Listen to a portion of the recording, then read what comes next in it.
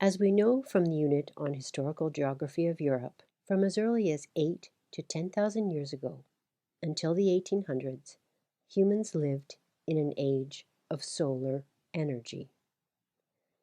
Solar energy provided plants as well as food for humans and animals. The labor of animals and humans went back into producing more food. The sun helped produce fuels for heating, such as wood, and wood made into charcoal. In general, across Europe, the age of fossil fuels began in the 19th century as households and industries shifted to energy sourced from coal, steam from burning coal, oil, and natural gas. How long did it take for these energy transitions to occur? What can we learn from the story of the history of energy in Europe? How can we make the shift to an age of renewable, sustainable energy?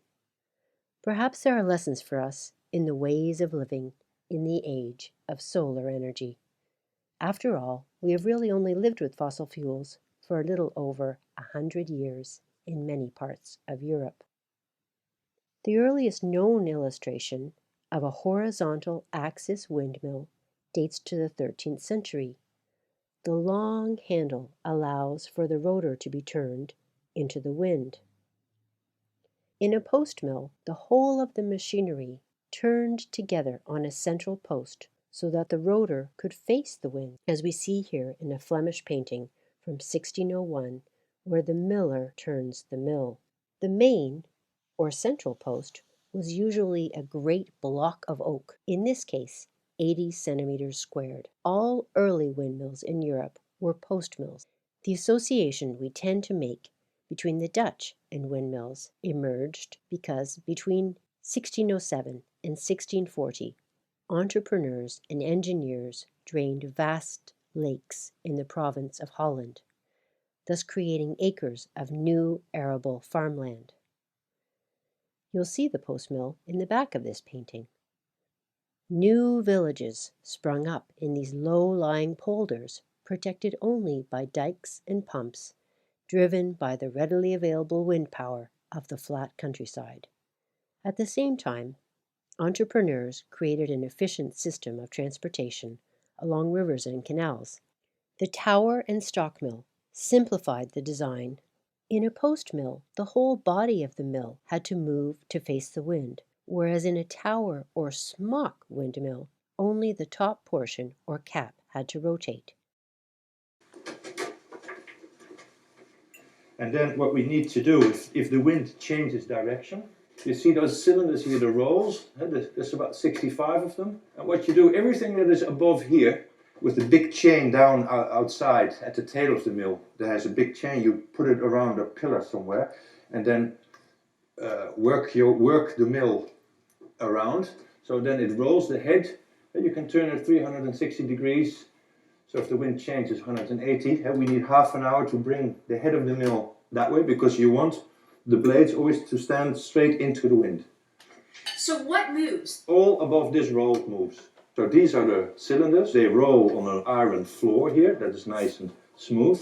And anything that is above, if you want to set it into the wind, just slowly. It takes about half an hour to do a 180 degrees. So the entire top of the windmill? Yeah, 20 tons of weight. All these beams here.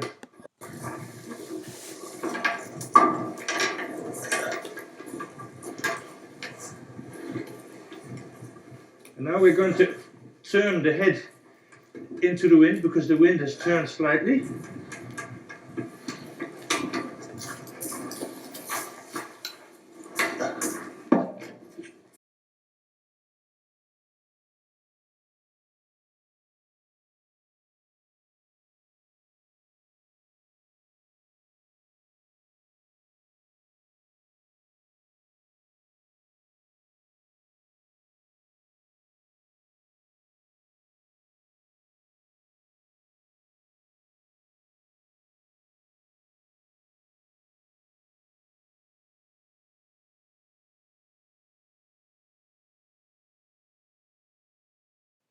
The Dutch windmills emptied the land of water, while the same wind-powered technology from the late 1500s was also used for sawmills to cut the timber needed to build the Dutch navy.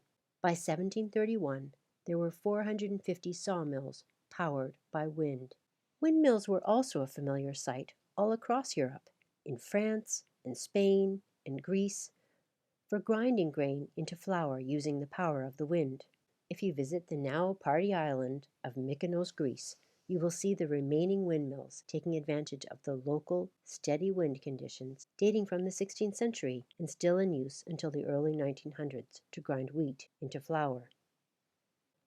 Firewood, scavenged in the forest or grown in coppices, could be used to produce charcoal for the home. At home, charcoal could provide a longer burn in a kind of early modern space heater. The state forestry policies introduced by Colbert in France in the 1660s discouraged peasants from access to the traditional common uses of woodlands and instead ensured access to timber for shipbuilding, especially for the Royal Navy and for industry. Charcoal remained an important source of high-intensity fuel. That's why, with its 1827 Code Forestier, the French state continued to protect the forests. Without readily accessible coal fields, such as existed in England, France remained reliant on wood as its main source of energy until well into the 1800s. Across Europe, with the exception of Britain, all of these energy-intensive industries, glass-making, soap-making, tanning, smelting ore, and iron, were powered by charcoal well into the 1800s. So when was the energy transition to the age of fossil fuels? In England, Wales, and Scotland, it was slightly different than the rest of Europe. In Britain, coal, or sea coal as it was known, was close to or on the surface.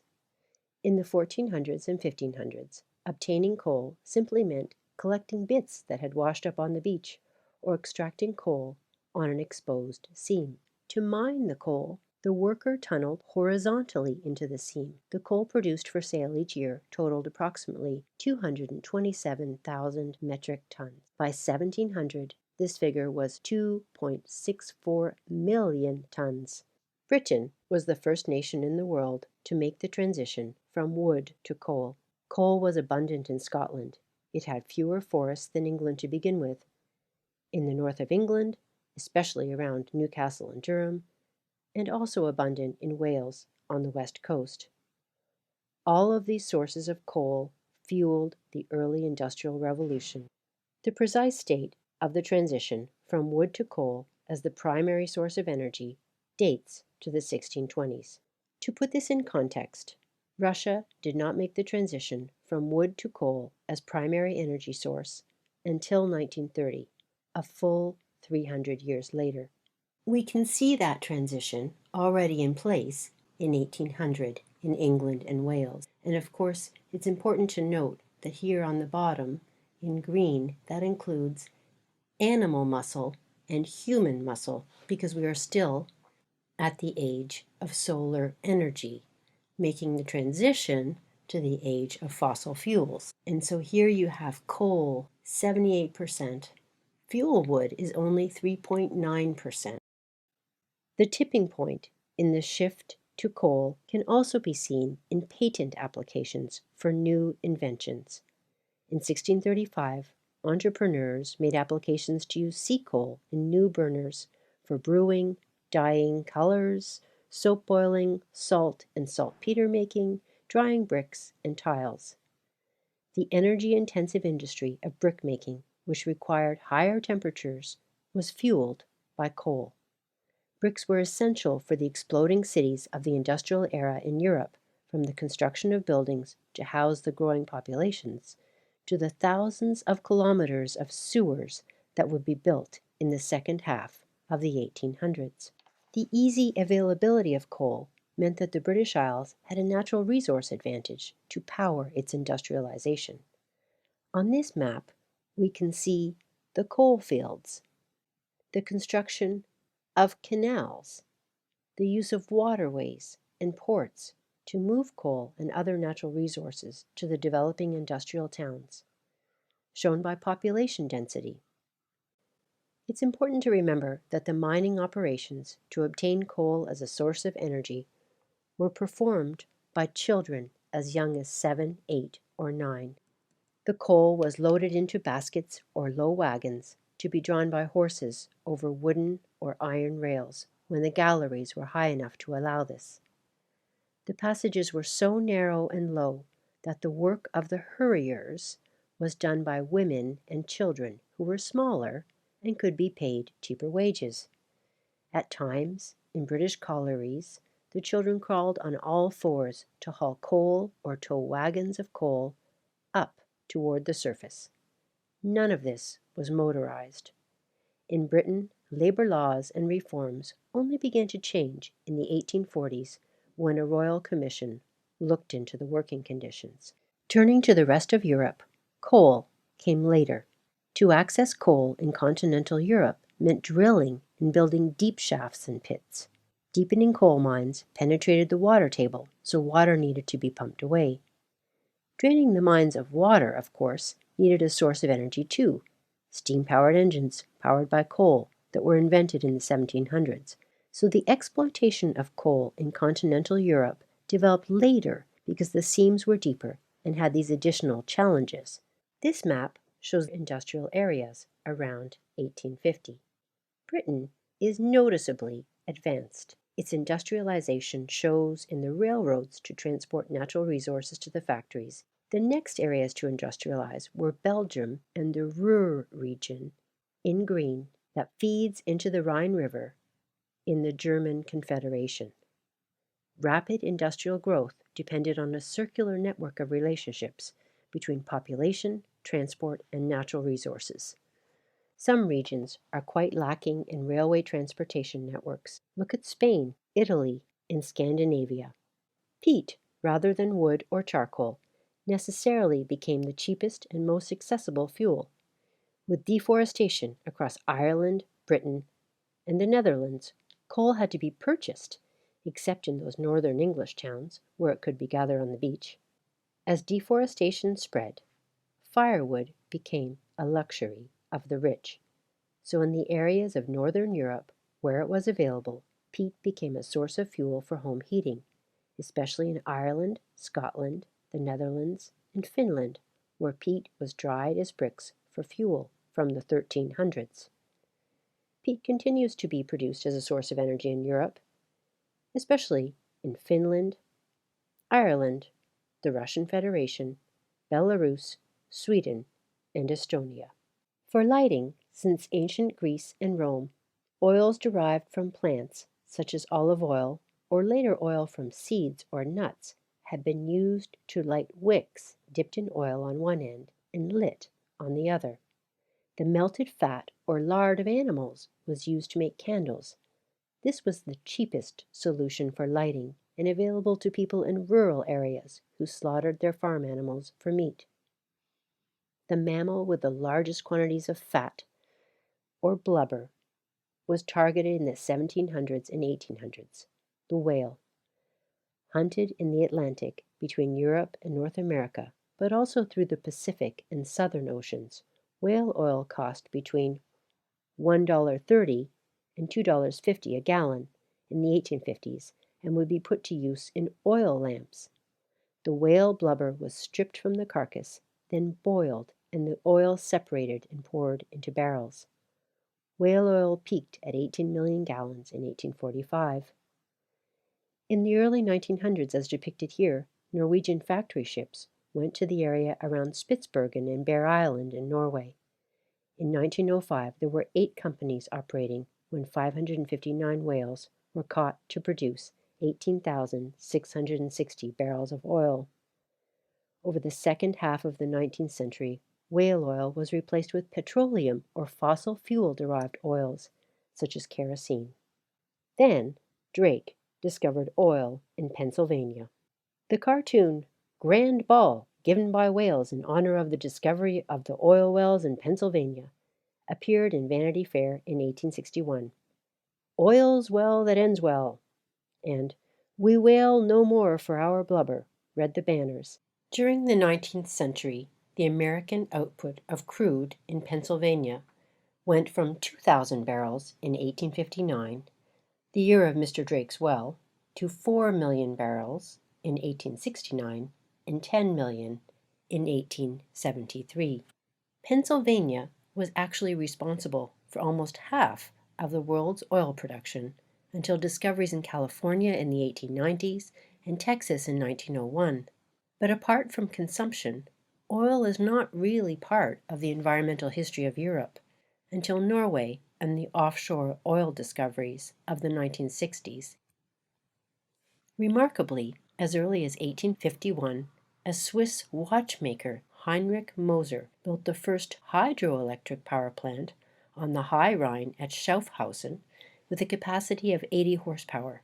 80 horsepower is what a single outboard motor engine would use today. He had built a dam with a turbine on the Rhine. This was highly unusual because although electricity became more widespread, it was generated by burning coal to create steam. In 1882, Thomas Edison's coal-fired, steam-powered, 110-volt steam dynamo called the Jumbo was installed in London, England, while its equivalent powered the Pearl Street Station in New York City. In 1885, the Ganz factory, located in Budapest, showed its electric transformer at a national exhibition in Hungary, then part of the Austro-Hungarian Empire. And from the exhibition followed the construction of power plants across Europe. In 1886, Ganz Works electrified all of Rome with AC, alternating current, using 6 steam engines fed by 14 furnaces fired by coal. By 1889, the brochure of Ganz and Company listed 71 of these systems installed worldwide, and by 1900, 300 power stations across the world. Many of those stations were coal-fired and steam-powered, but in 1892, a Ganz hydroelectric transmission system began sending 4,000 volts of power from Tivoli to Rome. The hydroelectricity ran the local railway tram in Rome and worked in tandem with the power supplied by the Roman Power Company, which relied on fossil fuels to supply steam power when the hydroelectricity from Tivoli could not meet the demand for lighting. In the last decade of the 1800s, hydroelectric stations were installed in Genoa, Italy, and from Laufen to Heilbronn, Germany, in Weinau, Switzerland on the River Ahr, built by Siemens in 1894 and 1896, with the largest power plant, Rheinfelden Power Generation and Transmission Company, generating 17,000 horsepower. Rheinfelden even eclipsed the new 1895 plant at Niagara Falls. Today, on the River Danube, there are 700 hydroelectric dams, an average of 1 every 16 kilometers. Wind-powered electricity was the subject of experiments in Scotland in the late 1880s. James Blythe's research concentrated on the generation and battery storage of electricity from wind power. He tried different windmill designs to cope with high winds to run the lights in his cottage house. Václav Smil, a professor at the University of Manitoba and a favorite author of Bill Gates, has specialized in the field of energy and environmental history. He has attempted to dispel the myth that we can rapidly achieve an energy transition from fossil fuels to renewable energy resources. As we mentioned, except for Britain, which made an extraordinarily early transition to coal and fueled its industrial revolution, other European nations, such as France, did not make this transition from biofuels such as wood and charcoal to coal until at least the 1850s. The USA in 1884, Russia in 1930. On a global scale, most of the world was still using biofuels, charcoal, straw, until 1905, when coal, the solid fossil fuel, supplied more than 50% of the world's energy for the first time. On a global scale, reliance on fossil fuels supplying most of our energy is only about 115 years old. So there's a very much longer history of biofuels and the use of renewable energy, such as wind and water power. Václav Smil notes that in 1960, fossil fuels supplied 97% of the world's primary commercial energy.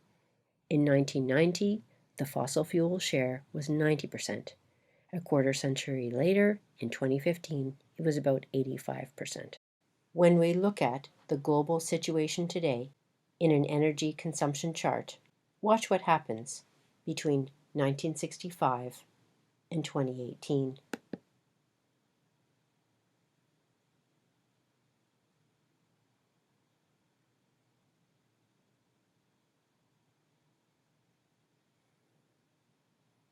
Asia is now outstripping North America and Europe in terms of energy consumption.